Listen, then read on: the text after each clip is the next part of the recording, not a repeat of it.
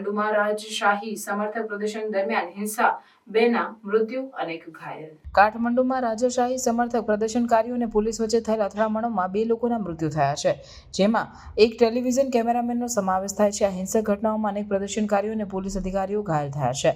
પ્રદર્શનકારીઓ દ્વારા રાજશાહી પુનઃસ્થાપન અને નેપાળને હિન્દુ રાજ્ય તરીકે ફરીથી સ્થાપિત કરવાની માંગ કરવામાં આવી રહી છે.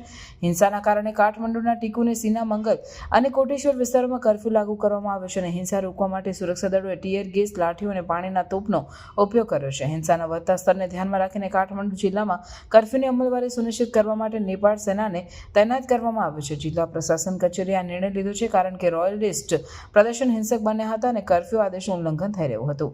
આ ઘટનાઓને પગલે નેપાળ સરકાર હિંસક ઘટનાઓની તપાસ કરી રહી છે, જેમાં 100થી વધુ પ્રદર્શનકારીઓની ધરપકડ કરવામાં આવી છે.